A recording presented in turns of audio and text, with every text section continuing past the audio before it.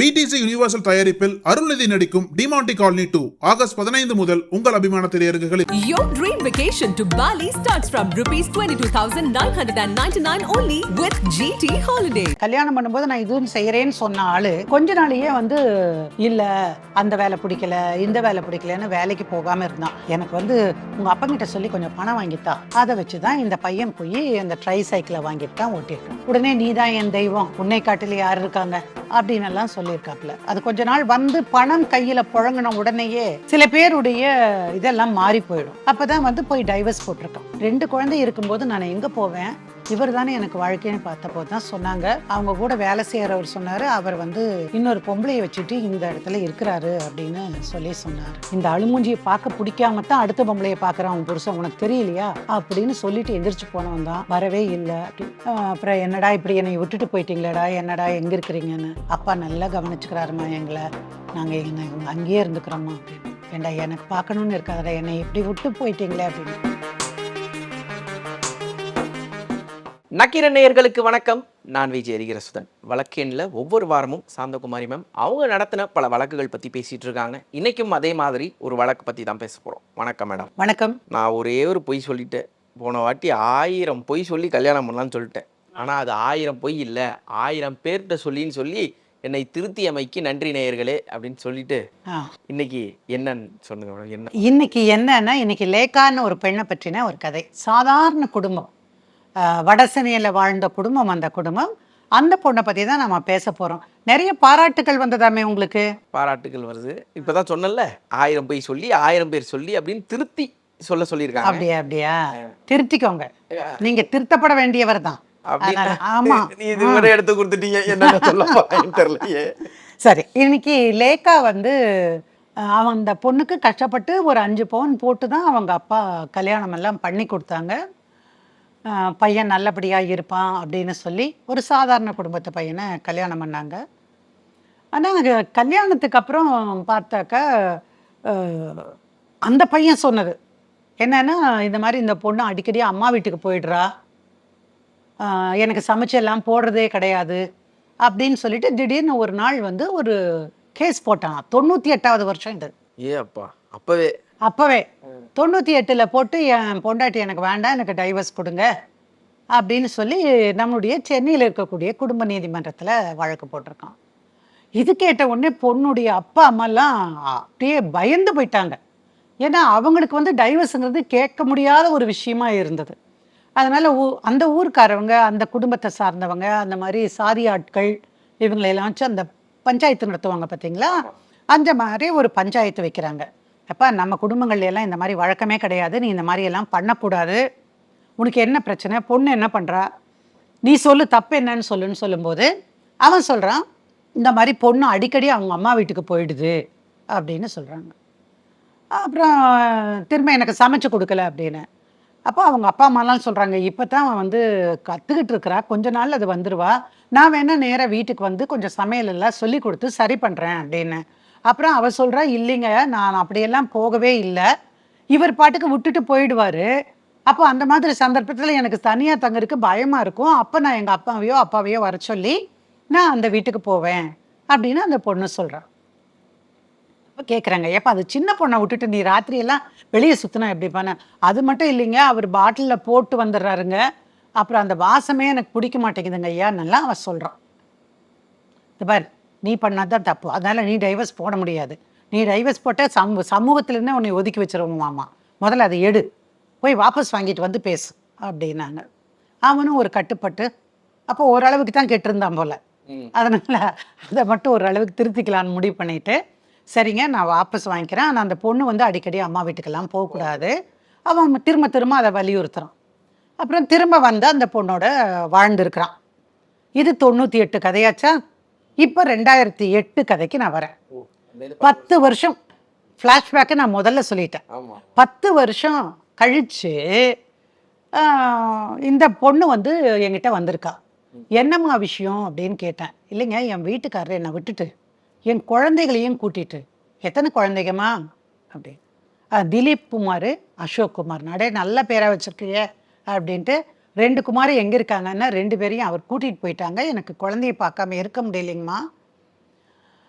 அவருக்கு ஏதோ ஒரு தொடர்பு வந்திருக்கு, அதனால தான் அவர் போயிருக்கிறாரு அப்படின்னு சொல்லிட்டு வந்து சரி எங்கே என்ன அட்ரஸ்ஸு எல்லாம் கேட்டு பார்க்குறோம். அட்ரஸ் தெரியல அவளுக்கு. அப்புறம் சரி அது கண்டுபிடிச்சிக்கலாம், ஒன்றும் கவலைப்படாத. நீ முதல்ல நீ என்னென்ன குடும்ப வாழ்க்கையில் நடந்ததோ அதெல்லாம் நீ எழுதி கொடு. அம்மா எனக்கு கல்யாணம் ஆச்சு. கல்யாணம் ஆகும்போது இவருக்கு அவ்வளோ பெரிய வேலையெல்லாம் ஒன்றுமே இல்லை. அப்புறம் கொஞ்ச நாளிலேயே கல்யாணம் பண்ணும்போது நான் இதுன்னு செய்கிறேன்னு சொன்ன ஆள் கொஞ்ச நாளையே வந்து இல்லை அந்த வேலை பிடிக்கல இந்த வேலை பிடிக்கலன்னு வேலைக்கு போகாமல் இருந்தான். நான் எவங்கிட்டையும் போய் அடிமையாக இருக்க மாட்டேன். எனக்கு வந்து உங்கள் அப்பங்கிட்ட சொல்லி கொஞ்சம் பணம் வாங்கித்தா. பணம் வாங்கி கொடுத்தா நான் வந்து ஒரு ட்ரைசைக்கிள் வாங்கிட்டாவது அதை வச்சு நான் எப்படி இந்த சுமந்துட்டு போகுமே வண்டியில் வாடகை வண்டியாக நான் வச்சுக்கிறேன் அப்படின்னு. சரின்னு சொல்லி இந்த பொண்ணு ஏதோ ஒரு காலத்தில் சீட்டு போட்டு கொஞ்சம் வச்சுருந்துருக்கா போல். அந்த பணத்தை எடுத்து அவர் கையில் கொடுத்து அவங்க அப்பாக்கிட்டையும் கொஞ்சம் வாங்கி கொடுத்து இதெல்லாம் கொடுத்து ஒரு பணம் கொடுத்துருக்குறா. அதை வச்சு தான் இந்த பையன் போய் அந்த ட்ரைசைக்கிளை வாங்கிட்டு தான் ஓட்டியிருக்கான். உடனே நீ தான் என் தெய்வம், உன்னை காட்டில் யார் இருக்காங்க அப்படின்னு எல்லாம் சொல்லியிருக்காப்புல. அப்புறம் இந்த பஞ்சாயத்து பிரச்சனை அதுக்காக நடுவில் நடக்க ஆரம்பிச்சது. அது கொஞ்ச நாள் வந்து பணம் கையில் புழங்கின உடனேயே சில பேருடைய இதெல்லாம் மாறி போயிடும். அப்போ தான் வந்து போய் டைவர்ஸ் போட்டிருக்கோம். அதுக்கப்புறம் தான் நாங்கள் பஞ்சாயத்தெல்லாம் பண்ணி 2 பேரையும் சேர்த்து வச்சாங்க. சேர்த்து வச்ச போதும் கொஞ்சம் கொஞ்சமாக பிரச்சனைகள் வந்து தான் இருந்தது. இருந்தாலும் நான் சகிச்சிட்டு இருந்தேன். குழந்தைங்க இருக்குது, குழந்தைய விட்டுட்டு நான் எங்கே போவேன்? இவர் ஆவுன்னா என்னை வந்து நீ போ, நீ தான், உன்னை பார்க்கவே எனக்கு பிடிக்கல அப்படின்னெல்லாம் சொல்லிக்கிட்டு இருந்தார். அப்புறம் ஏன் இப்படி அடிக்கடி சொல்கிறாருன்னு பார்த்தேன். அதுக்குள்ளே 2வது குழந்தையும் எனக்கு பிறந்துருச்சுமா. 2 குழந்தை இருக்கும்போது நான் எங்கே போவேன்? இவர் தானே எனக்கு வாழ்க்கைன்னு பார்த்தபோது தான் சொன்னாங்க. அவங்க கூட வேலை செய்கிறவர் சொன்னார், அவர் வந்து இன்னொரு பொம்பளையை வச்சுட்டு இந்த இடத்துல இருக்கிறாரு அப்படின்னு சொல்லி சொன்னார். நான் வந்து ஒரு நாள் கூப்பிட்டு கேட்டேன், ஏன் இந்த மாதிரி பண்ணுறீங்க? நீங்கள் வீட்டுக்கும் அதிகமாக வர்றதில்லை, சம்பாத்தியமும் முன்னெல்லாம் கொண்டு வந்து கொடுத்த அளவுக்கு நீங்கள் கொடுக்கவே இல்லை, அதனால் நான் வந்து எப்படி இருக்க முடியும், என்ன காரணம், என்ன பிரச்சனை அப்படின்லாம் கேட்டேன். இல்லை எனக்கு வர்றதே கம்மி தான் சொன்னார். அப்போ தான் நான் கேட்டேன், நீ அந்த பக்கம் வந்து அவன் ஊர் பேரை சொல்லி அந்த ஊர் பக்கம் பங்கஜம்னு ஒரு பொம்பளையை நீ வச்சுக்கிறியாமே, அப்படி எல்லாரும் ஊருக்குள்ளே பேசிக்கிறாங்க அப்படின்னு சொன்னேன். ஆமாண்டி வச்சிட்ருக்கேன், எத்தனை நாளைக்கு உன் மூஞ்சியவே பார்த்துட்ருக்க முடியும்னு சொல்லிட்டாரு. நான் என்ன பண்ணுவேங்க, எனக்கு மனசில் என்ன பண்ணுறதுன்னு எனக்கு தெரியல, ஒரே பயமாக இருந்தது. அழுன்னு அழுதேன். இந்த அழுமூஞ்சியை பார்க்க பிடிக்காம தான் அடுத்த பொம்பளையை பார்க்குறான் உன் புருஷன், உனக்கு தெரியலையா அப்படின்னு சொல்லிட்டு எந்திரிச்சு போனவன் தான் வரவே இல்லை. அப்படி நான் எங்கள் அப்பா அம்மா கிட்ட போய் சொன்னேன். அவங்களும் கொஞ்சம் சரி பொறுமையாரு, நாங்கள் யாராவது வந்து வீட்டில் இருக்கிறோம், எப்படி போன மாப்பிள்ளை திரும்பி வந்துடுவார், நீங்கள் எவ்வளவு கெட்டவனாக இருந்தாலும் மாமனாருக்கு அவன் மாப்பிள்ளை தான், மாமியாருக்கு அவன் மாப்பிள்ளை தான், மாப்பிள்ளை வந்துடுவார், நம்ம போய் பார்த்து கூட்டிகிட்டு வர சொல்லலாம் அப்படி. அப்புறம் தேடி தேடி பார்த்துருக்காங்க. இவ சொன்ன இடத்துலையும் அந்த பையன் இல்லை. அப்போ 2 குழந்தைகள் போயிருக்கிறாங்க. எப்படியும் மிகப்பெரிய வசதி உள்ளவன் அல்ல, அதனால் அவன் இருக்கிற ஏரியா விட்டு வேறு ஸ்கூலுக்கு குழந்தைகளை மாற்றிருக்க முடியாது, அல்லது பக்கத்தில் எங்கேயாவது தான் மாற்றிருக்கணும். நீங்கள் என்ன பண்ணுறீங்கன்னு இவங்க தம்பி ஒன்று கூட வரும். பையன் புத்திசாலியான பையன்தான், சாதாரண வேலைகள்லாம் செஞ்சுட்டு அவன் தன் வாழ்க்கையை நல்லா படிக்கணும்னு முன்னேறணும்னு நினச்சிட்டு இருக்கிற ஒரு பையன். அப்புறம் அவங்ககிட்ட சொன்னேன், நீ ஒரு ஸ்கூலுக்காக போ, ஒரு நாளைக்கு ஒரு ஸ்கூலில் பார்த்தீங்கன்னா கூட நம்ம கண்டுபிடிச்சிடலாம். அந்த ஏரியாவில் மொத்தம் 10 ஸ்கூலு 12 ஸ்கூலு இருக்குது. 12 ஸ்கூலுக்கு நமக்கு 12 நாள் போதும், நீ இருந்து பாரு, எங்கே வராங்க என்ன ஏதுன்னு தெரிஞ்சுக்கலாம் அப்படின்னு. இவன் ஒரு 2-3 ஃப்ரெண்ட்ஸ் எல்லாம் வச்சுக்கிட்டு இவனோட நல்லா பழகினதுனால இவனுடைய அக்காவை தெரியும், அந்த அக்காவை தெரிஞ்சதுனால அவங்க பசங்களை தெரியும், அந்த மாதிரி இருக்கிறவங்கள பார்த்து போட்டிருக்கிறான். அப்போ அது பக்கத்தில் இருக்கிற ஒரு ஸ்கூலில் தான் இருக்கிறாங்கன்னு. ஒரு நாள் இந்த பொண்ணை கூட்டிகிட்டு போயிட்டு இவங்க அக்காவை கூட்டிகிட்டு போயிட்டு அங்கே நிறுத்தி இந்த பார்க்கு போகிறாங்கன்னு. அப்புறம் இந்த அம்மா கதறிட்டு போய் அழுதுருக்குது. அப்புறம் என்னடா இப்படி என்னை விட்டுட்டு போயிட்டீங்களேடா, என்னடா எங்கே இருக்கிறீங்கன்னு. முதல்ல வரவே மாட்டேன்னாங்க. அப்புறம் வந்து பேசும்போது இல்லைம்மா நாங்கள் அப்பாக்கிட்டே இருந்துக்கிறோம், அப்பா நல்லா கவனிச்சுக்கிறாருமா எங்களை, நாங்கள் அங்கேயே இருந்துக்கிறோம்மா அப்படின்னு. ஏண்டா எனக்கு பார்க்கணுன்னு இருக்காதடா, என்னை இப்படி விட்டு போயிட்டீங்களே அப்படின்னால. அப்புறம் இந்த அம்மா போட்டு நச்சவுமே பசங்க நாங்கள் இங்கே வரமாட்டோம்னு சொல்லிட்டு போயிடுச்சுருந்தாங்க. சரி அப்போ ஸ்கூல் அது பக்கம்னு தெரிஞ்சிருச்சு, அந்த ஏரியாவில் தான் இருக்கணும். ஸோ அடுத்த நாள் பசங்க வரும்போது இவ திரும்ப வந்து அங்கேயே நின்றுட்டு கேட்குறா. அப்புறம் கேட்கும்போது இல்லைம்மா அதாவது ஒரு வார்த்தை 2 வார்த்தை பேசிட்டு தப்பிச்சு போக சொல்றாங்க. ஏன்னா இந்த பையன் போய் அவங்க அப்பா கிட்ட சொல்லியிருக்கிறான். அப்பா என்ன சொல்லுவார், நீ எதுக்குடா அவங்க கிட்ட எல்லாம் பேசுற, பேச்சு கொடுக்காத. பேச்சு கொடுக்காத அப்படின்னு சொன்னா அவன் ஓடுறான். திரும்பி சாயங்காலம் வரும்போது அந்த அம்மா அங்கே உட்காந்து பார்க்குறா. சரி இப்போவா அது பேசலான்னு இந்த பசங்க 2 ஓடுதுங்க இந்த அம்மாவை பார்த்த உடனே. அப்போது பின்னாடியே இந்த பையன் போடுறான். யார், இவளோட தம்பியும் தம்பி ஃப்ரெண்ட்ஸும் அந்த பசங்க பின்னாடி போகிறாங்க. தெரியாத மாதிரி போகிறாங்க. அப்படி போய் தான் அந்த வீட்டை அவங்க கண்டுபிடிக்கிறாங்க. அந்த காலத்தில் ஸ்கூல்லேயே அந்த அட்ரஸ் இருந்திருக்கும். அதெல்லாம் அது தெரிஞ்சுக்கிற அளவுக்கான விவரம் உள்ள ஒரு பொண்ணு அல்ல அந்த பொண்ணு. ஆனால் அட்ரஸ் இப்போ தெரிஞ்சிருச்சு. அப்புறம் அவன் தம்பி என்ன பண்ணுறான், 2-3 நாளைக்கு அவனுடைய ஃப்ரெண்டை விட்டு அங்கே நின்று அந்த ஆள் எங்கே வராரு, நடமாட்டம் இருக்கா, இது எல்லாம் பார்க்குறாங்க. கண்டுபிடிச்சிட்டு வந்து நம்மக்கிட்ட சொல்கிறாங்க. சரின்னு நாங்கள் என்ன பண்ணினோம், நாங்கள் சேர்ந்து வாழ்கிறதுக்காக ஒரு மனு போட்டோம். அந்த பொண்ணுக்கு இந்த பையன் வேணும். இந்த பையனோட முக்கியமாக என்ன வேணும், அது பெத்த 2 பசங்க வேணும். அதனால் அந்த பொண்ணுக்காக நாங்கள் கேஸை போட்டோம். கேஸை போட்ட உடனே நோட்டீஸை வாங்கியிருக்கிறான். நோட்டீஸை வாங்கிட்டு இவன் என்ன பண்ணான், இவன் வந்து ஒரு பெட்டிஷன் போடுறான். இவன் வந்து விவாகரத்து வழக்கு இல்லை, ஏற்கனவே 10 வருஷத்துக்கு முன்னாடி ஒரு வழக்கு போட்டான் பாருங்க. அந்த வழக்கை அப்போ அவன் வந்து முடிக்காமல் போயிட்டானாமா. அதனால அதாவது டிஸ்மிஸ்ட் ஃபார் டிஃபால்ட்னு சொல்லுவாங்க கோர்ட் லாங்குவேஜில். அதாவது இவன் வராததுனால வழக்கு தள்ளுபடி செய்யப்பட்டது. அப்போ தள்ளுபடியான வழக்குக்கு ஒரு காரணத்தை சொல்லிட்டு 3670 நாட்களோ என்னவோ ஒரு கணக்கு போட்டு அந்த தாமதத்தை நீங்கள் மன்னிக்கணும், மீண்டும் அந்த வழக்குக்கு உயிர் கொடுக்கணும் அப்படின்னு சொல்லிட்டு அந்த பையன் வந்து வழக்கு போடுறான். எந்த நீதிமன்றம் 10 வருஷம் கழிச்சு ஒரு எடுத்து கேஸை, பொதுவாக எத்தனை வருஷம் கழிச்சு இப்படி 30 நாள் சொல்லுவாங்க, 90 நாள் வரைக்கும் இழுப்பாங்க. சம்டைம்ஸ் 1 வருஷம் கூட. காரணம் இருந்தது, இப்போ கோவிடு, உங்களால் வந்து கேஸ் போட முடியாது ஏன்னா கோர்ட் மூடி இருந்தது. அப்போ அந்த 1 வருஷம் டைம் போயிடுதுல்ல, அதையெல்லாம் ஏற்றுக்கலாம். ஆனால் இந்த மாதிரி 10 வருஷம் கழிச்சு வந்து இது மாதிரின்னு சொன்னால் அப்போ அவன் பெட்டிஷன் போட்டுட்டான், கொண்டு வந்து போட்டான். இப்போ எங்களுக்கு வந்து நோட்டீஸ் வந்த உடனே நாங்கள் வந்து கவுண்டர் போடணும். அப்போ கவுண்டர் போடும்போது நான் தான் எழுதுறேன். அப்போ 10 வருஷமாக இவர் பிரிஞ்சிருக்கிறதாக போட்டிருக்கிறாரு. பிரிஞ்சிருக்கிறது கூட இல்லை, அவள் என்னை விட்டு போயிட்டா 10 வருஷமா அப்படின்னு அவன் போடுறாரு. ஆமாம், இந்த குழந்தைகள்லாம் யார் பிறந்தது, யாருக்கு பிறந்தது, குழந்தைகள்லாம் எங்கே இருக்குது? நீங்கள் 2 பேரும் சேர்ந்து இருக்காம அந்த 10 வருஷம் இடைவெளியில் 3 வருஷத்துக்கு ஒன்று 3 வருஷத்துக்கு ஒன்றுன்னு 2 குழந்தைங்க பிறந்திருக்குன்னா நீங்கள் சேர்ந்து தானே வாழ்ந்துருக்கணும். அப்படியானா நீ போடுற பெட்டிஷனில் இருக்கிற கூற்று, அவன் போட்டுக்கிற ப்ளீடிங்ஸு எல்லாமே பொய்யானதுன்னு வந்துருமா இல்லையா? அதனால் அதை அவன் போட்ட பெட்டிஷனை இப்போ வந்து டிஸ்மிஸ் பண்ணணும் அப்படின்னு நாங்கள் கேட்குறோம். இப்போ என்ன பண்ணுறா, இப்போ வந்தாச்சு, ஆள் தெரிஞ்சிருச்சு, இடம் என்னன்னு தெரிஞ்சிருச்சு, அவனுடைய எண்ணம் என்னன்னு தெரிஞ்சிருச்சு. அடுத்ததாக என்ன பண்ணோம், 2 குழந்தைகளையும் நான் பார்க்கணும். அதனால் நீங்கள் எங்கேயாவது கூட்டிகிட்டு வந்தால் ஓடி போயிட்டா வம்பா போயிடும். அதனால் என்ன சொல்கிறாங்க, குழந்தைகளுடைய பாதுகாப்பு மையம் இருக்குது அந்த இடத்துல, அதனால் அந்த இடத்துல வந்து நீங்கள் கொண்டு வந்து குழந்தைய காட்டுங்க அப்படின்னு நாங்கள் மனு போடுறோம். இந்த ஆள் நாங்கள் மனு போட்ட நாள்ல இருந்து அந்த குழந்தைகளுக்கு என்ன வேணுமோ வாங்கி தராங்கப்பா. ஐஸ்கிரீம் வேணுமா ஐஸ்கிரீமு, பஞ்சு மிட்டாய் வேணுமா பஞ்சு மிட்டாய், டேய் வாங்கடா சினிமாவுக்கு போகலாம், டேய் வாங்கடா கடற்கரைக்கு போகலாம், போய் பீச்சுக்கு போய் நல்லா வரலாம், டேய் படகுல கூட்டிகிட்டு போகிறேன் வேணாம் அப்படின்னு அந்த குழந்தைகளை குளிப்பாட்டிடுறான். தண்ணி மட்டும்தான் வாங்கி கொடுக்கல, மற்றது எல்லாம் பண்ணிடுறான். குழந்தைங்க அப்பா அப்பா அப்பான்னு கூட்டிகிட்டு வர சொல்லி உத்தரவு வாங்கணும். அதுக்கு நாங்கள் சண்டை போட்டு வாதாடி இதெல்லாம் அப்படி போட்டு பசங்களை கூட்டிகிட்டு வந்து காட்டப்பா அப்படின்னாங்க ஜட்ஜு.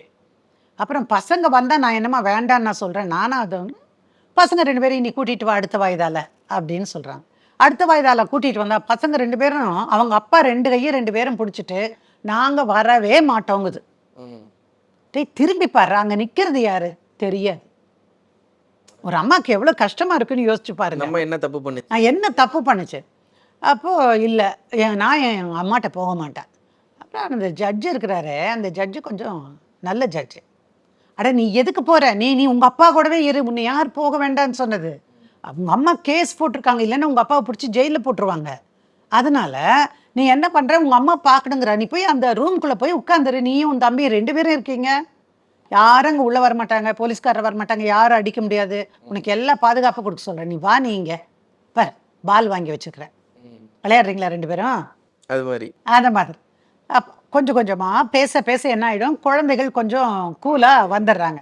அப்புறம் தான் கூட்டிகிட்டு வந்து அவன் வந்து அந்த குழந்தைகள் மையத்தில் விடுறான். அதுக்கப்புறம் தான் இந்த பொண்ணு போய் பக்கத்தில் உட்காந்தா நகர்ந்து உட்காராங்க. ஒரு 3-4 வாய்தாக்கு ரொம்ப பெரிய பிரச்சனையாக இருந்தது. அப்புறம் மெல்ல மெல்ல அந்த குழந்தைங்க பேசுகிறாங்க. அப்புறம் தான் நாங்கள் போட்டோம், இந்த மாதிரி விசிட்டிங் ரைட்ஸ் கொடுங்கன்னு சொன்னேன். இது கொடுத்துட்டாங்க. ஒரு 5 மாதம் வரைக்கும் அதில் போச்சு. மெல்ல மெல்ல என்னடா சாப்பிட்டீங்களா, என்ன சாமி சாப்பிட்டீங்க அப்படின்னு கேட்குறது, எல்லாம் படிச்சிங்களா அப்படின்னு, இந்த ட்ரெஸ்ஸு யார் எடுத்து கொடுத்தா அப்படிங்கிறது. அப்புறம் அவன் குழந்தைகளுக்கு சின்ன வயசில் பிடிச்சதெல்லாம் ஞாபகம் இருக்குல்ல, அது 1-2 இவளும் வாங்கி எடுத்துகிட்டு போவா. கொஞ்சம் கொஞ்சம் பழக ஆரம்பித்தாங்க. பழக ஆரம்பித்த உடனேயே நாங்கள் என்ன பெட்டிஷனில் என்ன சொன்னோம், எங்களுக்கு 2 நாள் கஸ்டடி கொடுங்க, அடுத்து சாட்டர்டே சண்டே மட்டும் வச்சுக்கிறோம், வாரம் முழுக்க அங்கே இருக்கிறாங்க அப்படி. அப்போ ஜட்ஜும் கொடுத்துட்டாங்க. பசங்க பேசுகிறாங்க பழகுறாங்க அப்படின்னோடனே ஜட்ஜும் கொடுத்துட்டாங்க. இவன் என்ன கேட்குறான், ஞாயிற்றுக்கிழமையில் தான் நான் வீட்டில் இருப்பேன், ஞாயிற்றுக்கிழமையில் வீட்டில் இருக்கும்போது இவ கூட்டிகிட்டு போகிறதுக்கு இவ 5 நாள் வச்சு குழந்தைய பார்த்துக்கட்டும், பாடமெல்லாம் சொல்லி கொடுக்கட்டும், கடைசி 2 நாள் மட்டும் இங்கே வரட்டும். எவ்வளோ பாசம் பாருங்க அப்பாவுக்குன்னு. ஸோ நவ் 5 நாளைக்கான உரிமையோட இந்த பொண்ணுக்கு வந்துட்டாங்க. முதல்ல பசங்க வர்றதுக்கு தயங்கினாங்க. இல்லைப்பா நாங்கள் போக மாட்டோம். இல்லைடா சாமி, நாளைக்கு காலையிலையும் வரேன், சாயங்காலம் வரேன், உன்னை வந்து பார்த்துக்கிறேன், உனக்கு என்ன வேணாலும் நான் வாங்கித்தரேன் அப்படின்னு சொல்கிறேன். ஏன்னா அவனுடைய இப்போ வச்சுட்டு வாழ்கிறானே ஒரு பொண்ணு, அந்த பொண்ணுக்கு இந்த பசங்க இடைஞ்சல் தானே நினைப்பாங்க. இன்னொருத்தியோட குழந்தை தானே என்ன இருந்தாலும். ஒரு 2 நாள் போகும்போது அடே இது வசதியாக இருக்கே அப்படின்னு அந்த பொண்ணுக்கு தோணி இருக்கக்கூடும். இப்போ இந்த குழந்தை இங்கே வந்தாச்சு, 5 நாள் இருக்கிறாங்க குழந்தைகள். அடுத்து போகும்போது அவன் நீங்கள் அங்கேயே போங்க, அங்கே தான் போயிட்டீங்கல்ல 5 நாள், நீங்கள் அங்கேயே போங்க. சொல்கிறது யாரு? 2வது பொண்டாட்டி. பொண்டாட்டின்னு சொல்ல முடியாது சார் அதை, சரியா? நான் வேற வார்த்தை சொல்ல விரும்பலை. ஸோ இப்படியாக அந்த குழந்தைகள் வந்து இவகிட்ட சேர்றாங்க. அடுத்தாப்புல இவ என்ன பண்ணுறா, எனக்கு வேலை இல்லை, எந்த வசதியும் கிடையாது, எனக்கு குழந்தைகளை காப்பாற்றணும், மெயின்டெனன்ஸ் வேணும், எனக்கு 10,000 மெயின்டெனன்ஸ் கொடுங்க, அவங்க அளவில் ஒரு 10,000 மெயின்டெனன்ஸ் கொடுங்க அப்படின்னு கேட்குறான். இவனுக்கான சரியான கடி. இவகிட்ட போய் சொல்கிறா, இந்த மாதிரி அவள் வந்து போட்டிருக்கிறா 10,000 கொடுக்க சொல்லி அப்படின்னு. 10,000 கொடுக்குறதா இருந்தால் நீ அங்கேயே போயிடு. ஏன் அப்படி சொல்கிற, பசங்க இருக்காங்கல்ல அப்படின்னா.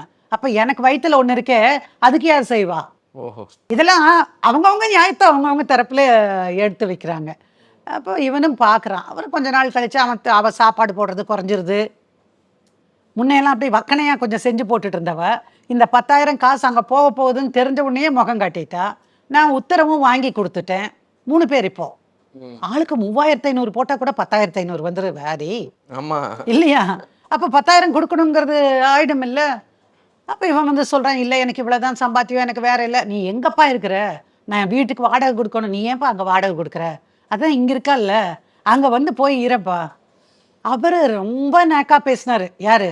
நீ வா, நம்ம 2 பேர் தனியாக பேசலாம், உட்கார் அப்படின்னு சொல்லிட்டு. அப்போல்லாம் வந்து கேசஸ் கொஞ்சம் கம்மி, அதனால ஜட்ஜு கொஞ்சம் டைம் ஸ்பெண்ட் பண்ணவும் வாய்ப்பு இருந்தது. அப்படி பேசும்போது இந்த மாதிரி இப்படிலாம் பேசும்போது சொன்னார், அங்கே போய் இருந்துக்கு எதுக்கு இந்த இதெல்லாம் அப்படின்னு. அவர் வேற ஏதாவது கூட சொல்லியிருக்கக்கூடும், அது எனக்கு தெரியாது. ஆனால் ஸ்லோலி இந்த உத்தரவெல்லாம் வாங்கின பிறகு அவனுடைய ஆட்டிடியூடில் கொஞ்சம் கொஞ்சம் சேஞ்சஸ் வர ஆரம்பிச்சது. இவகிட்டையும் நான் சொல்லி அனுப்புகிறேன், அம்மா பழைய பகையே வச்சுக்காத, புது கணவராக ஏற்றுக்க. ஆமாம், புது கணவராக ஏற்றுக்கோ, அடிக்கடி அம்மா வீட்டுக்கு போகாத. ஐயையோ நான் இன்னொரு தடவை நான் அம்மா வீட்டுக்கு போங்கன்னா நான் போகவே மாட்டேன் மேடம் அப்படின்னு. அப்போ அவன் தம்பியை வர சொன்னேன், உனக்கு உங்கள் அக்கா வாழணுமா வேண்டாமா? ஆமாம் மேடம், அது நல்லா இருந்தால் போதும் மேடம், அதுக்கு தானே மேடம் நீங்களும் கஷ்டப்படுறீங்க நாங்களும் கஷ்டப்படுறோம் அப்படின்னா. என்ன பண்ணுற, உன் வீட்டுக்கு வந்தால் உங்கள் மாப்பிள்ளை வீட்டுக்கு வந்தால் நீ வந்து திட்டுற வேலையெல்லாம் வச்சுக்கக்கூடாது. அவன் சொல்கிறது, உன் அண்ணன் தம்பியெல்லாம் திட்டுவாங்க என்ன, அவங்க அப்பா வாய்க்கு வந்தபடி பேசுவாருன்னெல்லாம் அவன் பெட்டிஷனில் போட்டிருக்கான், பழைய பெட்டிஷனில். அதனால் நீ பேசாமல் விட்டுரு, நல்லபடியாக கவனிங்க, கொஞ்ச நாளைக்கு குளிப்பாட்டுங்க, அதாவது மாப்பிள்ளை மரியாதையை அவன் எதிர்பார்க்குறான் அப்படின்னு. அதனால் அதையும் சொல்லி அனுப்புனேன். ஸோ எல்லாம் பக்குவமாக நடந்தாங்க. அப்படியே பையன் அந்த பழைய கனெக்ஷன்ஸை விட்டு முதல்ல 2 நாள் போகிறான், 3 நாள். அதாவது கதவை சாத்தடி கையில் காசு இல்லாதவனுக்கு பழைய பாட்டு ஒன்று வரும், கதவை சாத்தடின்னு ஒன்று. அந்த மாதிரி இப்போது குடும்பத்துக்கு 10,000 கொடுத்து தன்னுடைய பர்சனல் செலவுகளை எல்லாம் செஞ்சு அவன் போய் அங்கே கொஞ்சம் மாமியார் வீட்டுக்கு போகும்போது ரொம்ப நாள் கழிச்சு மாப்பிள்ளை வந்திருக்கான் அப்படின்னு ஒரு 1/4 பவுன் 1/2 பவுனுக்கு அவங்க ஒரு மோதிரம் பண்ணி போடுவாங்க. அவன் 4 தடவை திருப்பி பார்த்துப்பான், அவனுக்கு அது ஒரு கெத்து. சட்டை துணிமணி எடுத்து கொடுப்பாங்க. அவங்கவுங்க வசதிக்கு எடுப்பாங்களா இல்லையா? அதெல்லாம் பார்க்கும்போது அந்த சனியனை விட இந்த சனியனே பெட்டர் அப்படின்னு வந்துடும். அதனால் அவனும் கொஞ்சம் கொஞ்சம் மாறி வர ஆரம்பிச்சிட்டான். அப்புறம் 2 பேரையும் கோர்ட்டில் கொண்டு போய் நிறுத்தி அப்போ சொல்லும்போது, என்னப்பா உன் பெட்டிஷன் தள்ளுபடி பண்ணிடலாமா அப்படின்னா, தள்ளுபடி பண்ணிடுங்க ஐயா. நீ உன் பொண்டாட்டியோட சேர்ந்து வாழ்கிறியா? நான் வாழ்கிறேங்க ஐயா அப்படின்னாப்புல. எல்லாம் வாயில் சொன்னாலாம் பத்தாது, கட்டு இருக்குதுல்ல, உன் கட்டில் நீ முதல்ல டைவர்ஸ் போட்டதுக்கு 3000 சில்லற நாட்கள் தாமதத்திற்கு மன்னிப்பு கோரி எடுத்துக்கல, அதில் போடு. இந்த மனுவை நான் வாபஸ் பெற்றுக்கொள்கிறேன். எதனால்? நான் என் மனைவியோடு சேர்ந்து வாழ விரும்புகிறேன், நாங்கள் சந்தோஷமாக குடித்தனம் நடத்துவோம் என்று உறுதியளிக்கிறேன் அப்படின்னு போட்டு கையெழுத்து போடுனார். சூப்பராக அதுலேயும் கையெழுத்து போட்டு, இந்த பெட்டிஷன் இவ போட்டிருந்தா பாருங்க சேர்ந்து வாழ்கிறதுக்குன்னு, அந்த பெட்டிஷன்லேயும் கையெழுத்து போட்டு கொடுத்து சந்தோஷமாக 2 குழந்தைகளோட ஜோடி 2ம் போச்சு. அவ்வளவு சந்தோஷமாக இந்த சாதாரண குடும்பம் வாழ்க்கை ஒரு 10 வருஷத்து கஷ்டமெல்லாம் போய் நிம்மதியாக அவங்களால வாழ முடிஞ்சது. எப்போ சினிமா மாடலில் இருக்குது இத்தனை கிட்டத்தட்ட ஒரு 87 எபிசோடு தாண்டி இது மாதிரி ஒரு கேஸ் நாம இது வரைக்கும் பேசினதே அப்படியா? கிடையாது.